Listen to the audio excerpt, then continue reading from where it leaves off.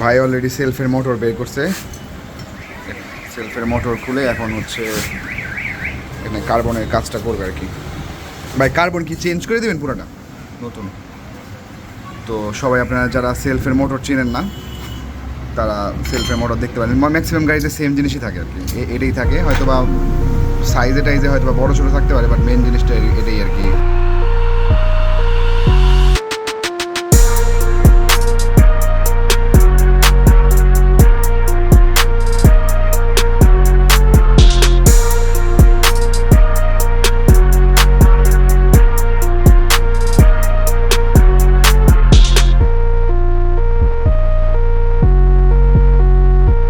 Hello everyone, this is Anthony and you are watching Go with Anthony.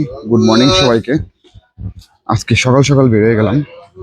আমাদের রাস্তা চিনে নিই, আমাদের এলাকার রাস্তা 12টা বেজে আছে। তো আজকে বের হয়ে যাওয়ার উদ্দেশ্য হচ্ছে, দেখেন হাতে হেলমেট নিয়ে বেরিয়েছি হেঁটে হেঁটে। রিজন হচ্ছে গতকালকে রাত্রেবেলা বাইরে গেছিলাম একটু বাইক নিয়ে। তো অল অফ এ সাডেন গাড়ি সিগন্যালে ছিল, সিগন্যালে গাড়ি স্টার্ট বন্ধ করে রাখছিলাম।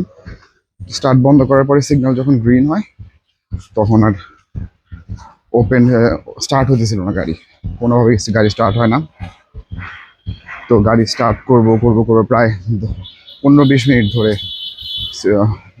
ই করতেছি, সেলফ দিতেছি, সেলফ আর নেয় না। এখন আমার তো এফআই ইঞ্জিন, তো কিক নাই, তো কোনোভাবেই স্টার্ট করতে পারতেছে না। পরে কোনো মতো করে একটু ঠেলা দিয়ে গাড়িটা স্টার্ট করে এক স্টার্টেই এলাকা পর্যন্ত আসছে, যার কাছে কাজ করেই।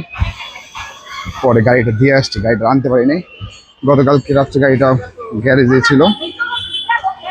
তো এখানে ত্রাণ বিতরণের ই হয়। তো যাই হোক, মেন রোডে চলে আসছি, তো কোনোভাবে স্টার্ট দিতে পারি না, গাড়ি রেখে আসছি। এখন যাচ্ছি গাড়িটার কি অবস্থা দেখার জন্য, কি কারণে স্টার্ট নেয় না, ওটা সলিউশন করে গাড়িটা নিয়ে আসবো। আমি যেখানে কাজ করাই আমি দেখাই দেবো, আপনাদের সাথে পরিচয় করাই। তার আগে টাকা তুলতে হবে, একটু বুথের থেকে টাকা তুলে নিই, স্টার্ট করবে। ওই যে এটা হচ্ছে আসগর আলী হাসপাতাল। সবাই তো আসগর আলী আসলে সবাই খুব ভালো মতো চিনেন। ওয়েদারটা দেখেন আজকে, দারুণ একটা ওয়েদার। যখন তখন নামবে, গ্যারেজে ঢুকতে পারলে হয়। এখান থেকে রিক্সাও নিতে পারি নাই, কারণ রাস্তাঘাট তো পুরো কেটে রেটে রাখছে। এখন এখান থেকে হেঁটে হেঁটে আসলাম। আর এটা হচ্ছে ধূপখোলা মাঠ, এটা তো নতুন করে এখন হাঁটাহাঁটির ব্যবস্থা করছে, ভিতরে অনেক সুন্দর করা। যদিও আমি এখন রেগুলার যতদিন পারি আর কি রেগুলারই এখানে এসে হাঁটাহাঁটিও করি। বিকালবেলা প্রায় প্রত্যেক দিনই আসি, বিকালবেলা কি সন্ধ্যার দিকে আর কি।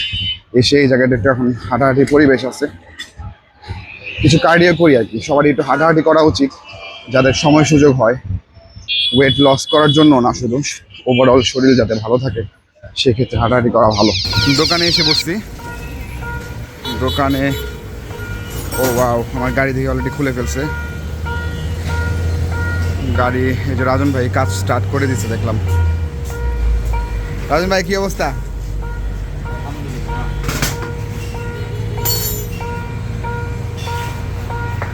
গাড়ি কি কোনো সমস্যা খুঁজে পাইছেন এখনো? সেলফের কার্বন এলে কালকে সেলফ দিতেছি দেখে সেলফ আর সহজে না, খালি কট কট কট কট কট কট করতেছিল।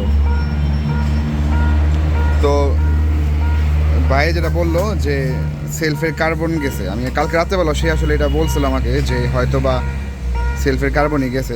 তারপরে তো রাখছে, আজকে চেক করলো, তো সকালবেলা মনে হয় চেক করে সে বাই করছে যে সেলফের কার্বন চলে গেছে। তো দেখেন এই অবস্থায়, খোলার অবস্থায় রেখে দিচ্ছে গাড়িটা। তো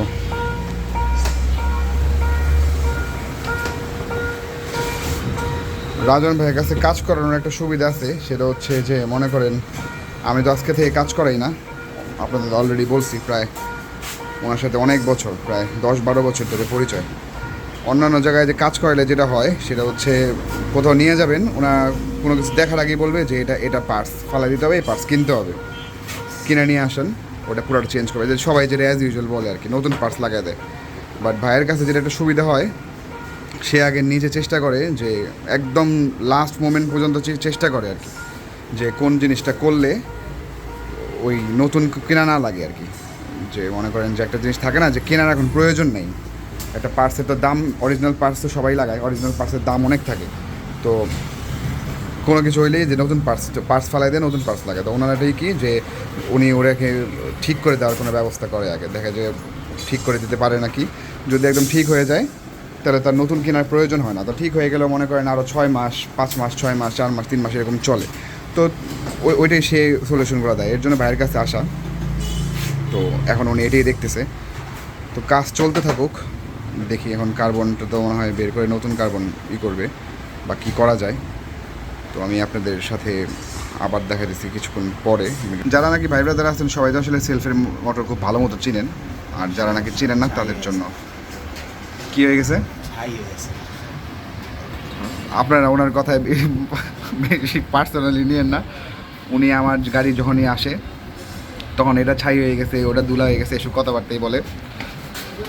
ওনার নিজের একটা গাড়ি আছে তো খুব সুন্দর, আপনারা দেখাই, দেখেন। এর জন্য সে মানুষের গাড়ির আন্ডার এস্টিমেট করে।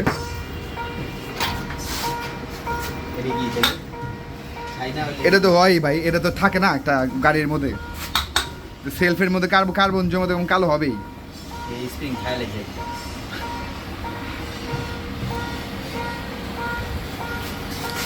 আমার মনে হয় ভিডিওটা খুব জলদি বন্ধ করে দিতে হবে, কারণ সে যা শুরু করছে আমার সাথে শত্রুতামি। আর কোনো কিছু খারাপ কি বলবেন ভাই নাকি?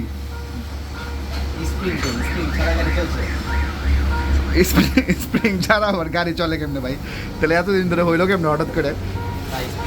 তো গাড়ি তো আপনি আমার কাজ করেন, তাহলে আপনার স্প্রিংটা কই রাখছেন?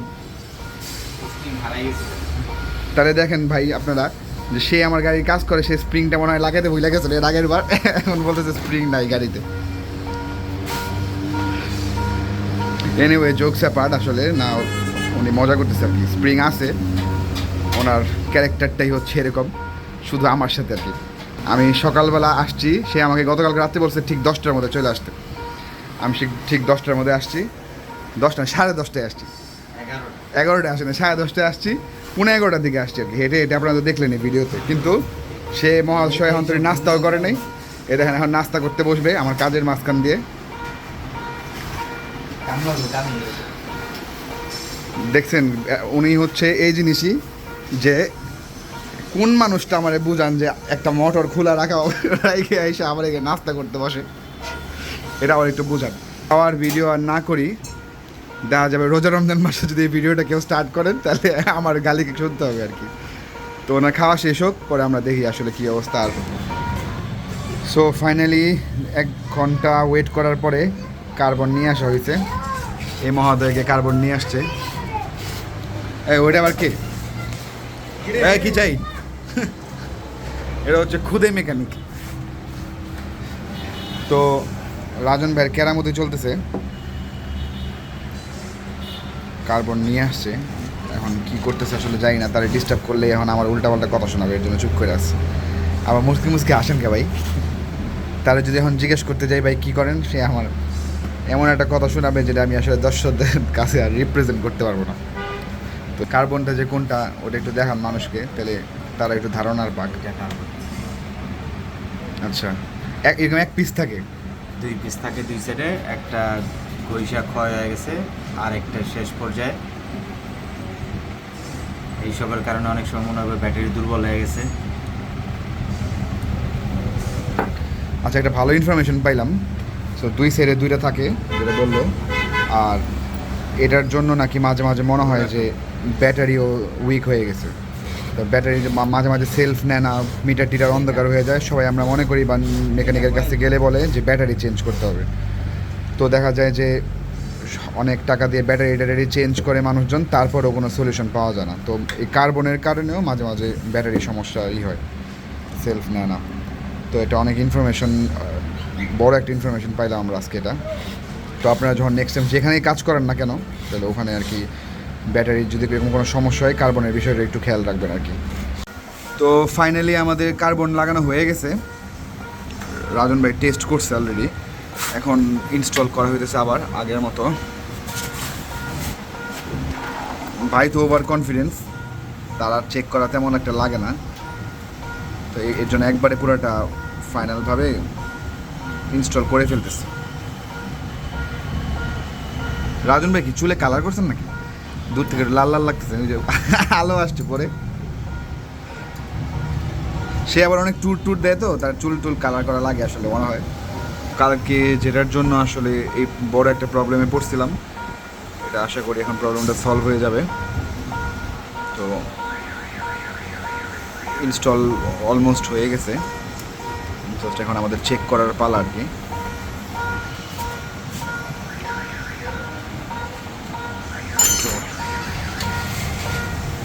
আমরা সেলফটা এখন ট্রাই করতেছি। পারফেক্ট।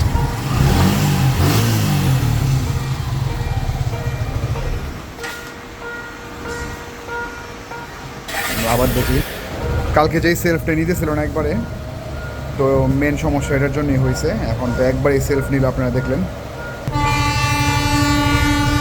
আমাদের এখানে আবার রেলগাড়ির একটা আছে ভাই। এটা কোন রেল স্টেশনটা তিনি বলে এটা রে? সামনে হলো গ্যান্ডারিয়া স্টেশন। আচ্ছা, গ্যান্ডারিয়া স্টেশনের সামনে। তো এখানে সারাক্ষণ কিছুক্ষণ পর পর রেলগাড়ি যায়, ভিডিওর মাঝখানে শব্দ পাবেন, ওই যে রেলগাড়ি যাচ্ছে। আমি যদি জুম করে দেখাই আপনাদের, এই যে দেখেন এখানে, এর জন্য সাউন্ড পাচ্ছিলেন আপনারা। তো আমাদের কাজ হয়ে গেছে, এখন সব কাবার টাবার লাগিয়ে ফেলছে। তো গাড়ির একটা কাজ করতে করতে, যেটা সেলফের কাজ ছিল ওটা করা হয়ে গেছে। ওটা করার পরে এখন আবার নতুন একটা কাজ বেরোলো। বাইকের আসলে এই জিনিসটাই হয়, একটা কাজ করতে গেলে আরও 10টা কাজ বের হয়। পরে রাজন ভাই হচ্ছে টেস্ট ড্রাইভে গিয়ে দেখলো ব্রেক শুর অবস্থা 12টা বেজে আছে। পিছনে ব্রেক শু পুরাটা ক্ষয় হয়ে গেছে, ব্রেক শু কিচ্ছু নাই, খালি এটা পাত হয়ে আছে। তো এর জন্য এখন পিছনের ব্রেক শুটা ইমার্জেন্সি। ব্রেক নিয়ে তো আসলে কোনো কম্প্রোমাইজ নাই, তো এটা ইমার্জেন্সি চেঞ্জ করা দরকার। তো সবার উদ্দেশ্যে একটা কথা, যে এইসব জিনিসপত্র, কিছু কিছু জিনিসপত্র আসে কোনো সময় কম্প্রোমাইজ করবেন না। এটার মধ্যে একটা হচ্ছে সামনের আর পিছনের ব্রেক শুটা। তো রাজন ভাই আমার বললো যে ভাই ব্রেক শু একদম 12টা বেজে আছে, একদমই চলবে না। তো আর এবার ব্রেক শুতে না চেঞ্জ করি, পিছনের প্লেট যে থাকে, পিছনের প্লেটের আবার ক্ষয় হওয়া শুরু হয়, ঘষায় ঘষায় ঘষায় ঘষায়। তো এখন পিছনের যে ব্রেক শুটা আছে এটা চেঞ্জ করে দিতেছে, নতুন একটা ব্রেক শু কিনে নিয়ে আসছে মাত্র, এখন চেঞ্জ করবো আর কি এটা। তো আপনারা দেখতে থাকেন কিভাবে চেঞ্জ করে। গাড়িটা পুরো কাদা হয়ে আছে, গাড়িটা আসলে এখনো ওয়াশ করাইতে পারি নাই, কারণ বৃষ্টি যেখানে এখনো যে করাইতেছি, ওয়েদারের অবস্থা খুব খারাপ, গুড়ি গুড়ি বৃষ্টি পড়তেছে। গাড়ি ওয়াশ করাইলেই বৃষ্টি শুরু হয়ে যায়, এর জন্য আর ওয়াশ করাইনি আর কি। রাজন ভাই, এটা কি হইতেছে যে ব্রেক শু লাগানোর পর আবার ওই জায়গাটা কি করতেছেন যদি একটু বলতেন? এটা অনেক দিন ইউজ করার না কারণে এটার লাইন সব বন্ধ হয়ে গেছে। যারা ব্রেক শু লাগাইবেন তারা এই জিনিসগুলো চেক করে নেবেন।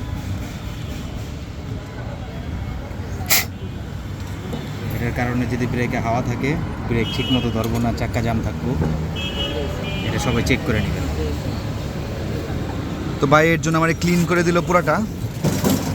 খালি তো ব্রেক শু চেঞ্জ করলেই না, আরও আনুষঙ্গিক অনেক জিনিসপত্র থাকে। ভাই যেটা বললো আর কি, যখন ব্রেক শু চেঞ্জ করবেন এইসব জিনিসগুলো একটু আপনারা দেখে নেবেন যে কি কি সমস্যা আছে বা কি কি নাই।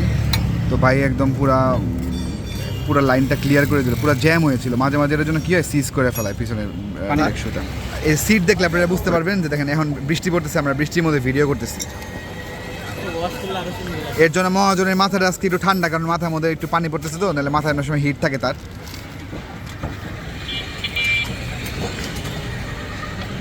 So new brake shoe installed.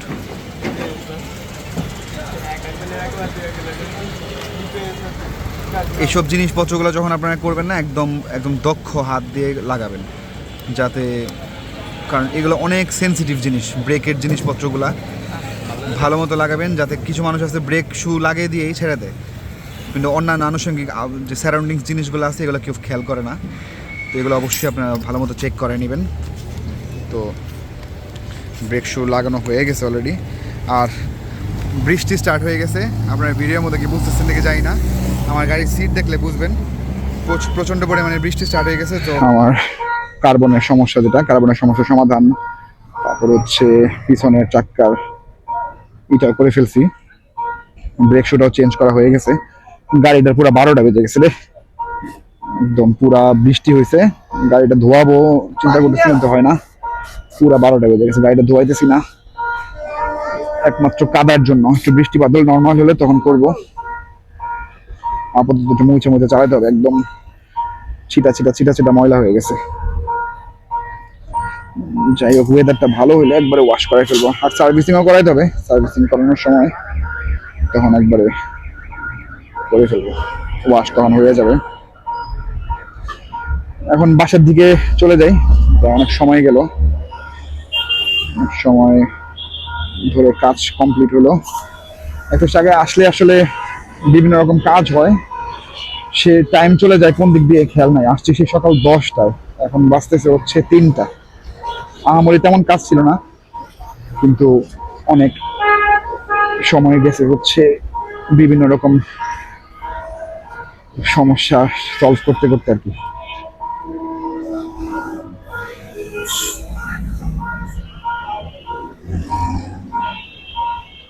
Adjust করে নেই একটু লুকিং গ্লাসটা। নাদিম থাকো, দেখা হবে না।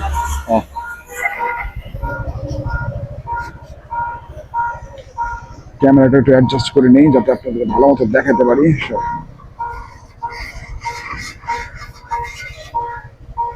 এখন ঠিক আছে। হ্যাঁ, তা বাসার দিকে যাই এখন। আবার ওয়েদার দেখছেন কি অবস্থা হয়ে গেছে, আবার রোদ উঠে গেছে, একবার রোদ উঠে একবার বৃষ্টি হয়, এই আর কি ভেজা।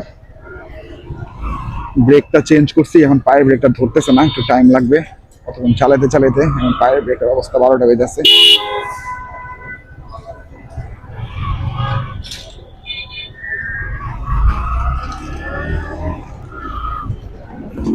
বাজারের থেকে টুকিটাকি জিনিস নেওয়া লাগবে, বলছিলাম যে আপাতত তেমন এখন কিছু লাগবে না। মা ফোন দিছিল, মা ফোন দিয়ে বললো যে মরিচ নেওয়ার জন্য, মরিচ শেষ হয়ে গেছে, 20 টাকার মরিচ নিলে আপাতত হয়ে যাবে বললো।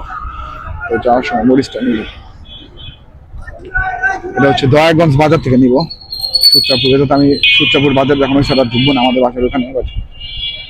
এই যে এখানে হাঁটাহাঁটি করি, ধূপখোলা মাঠ যেটা বলছিলাম, ভিতরে নিয়ে যাবো না আপনাদের এক সময়। যাই হোক, আমি বাজারে ঢুকে গেছি, মরিচ নেওয়া লাগবে। আসলে মরিচ যে কোনো জায়গা থেকে নিলেই হবে, এত ভিতরে যাব না, কারণ বাম সাইড দিয়ে আবার গেলে রাস্তা ওখানে আবার কাটা, ওখান থেকে বাইক চালানো কষ্ট। বাইরে মানুষ, মাছের একটা ঘুম লাগছে কেনাকাটা। এই বড় ভাই মাথা চুলকাইতেছে, খেয়াল নাই তার, কোন ধান্দায় আছে কে জানে। আচ্ছা, বাজারে না ঢুকে এখান দিয়ে দেখি মরিচ পাই কিনা, নাহলে আবার ব্যাক করতে হবে।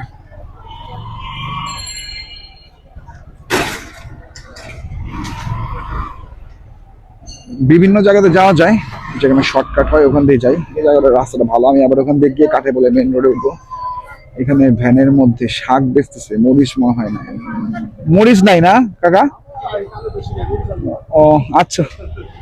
পুরান ঢাকায় থাকলে সবচেয়ে মজার জিনিসটা হচ্ছে গলি চিনতে হবে। গলি যদি না চিনেন তাহলে পুরান ঢাকা আপনার জন্য পেইন।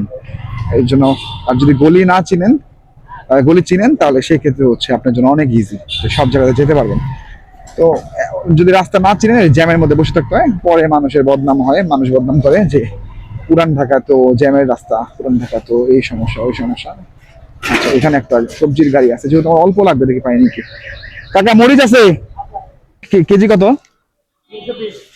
ওরে বাবা রে বাবা, এই দাম বাড়ে কমে। দেখেন 20 টাকার কতটুকু দিছে, 320 টাকা কেজি হয়ে গেছে। ব্যাগে ভরে নেই, ঝুলানোর জায়গা নাই। সবজি টবজির দাম এখন বৃষ্টি বাদলের জন্য সবজির আগুন লেগে গেছে, সবজি কেনা যায় না এখন, এত দাম হয়ে গেছে সবজির। তারপরে তো সবজি খাওয়া বন্ধ করা যাবে না, সবজি একটু কি রে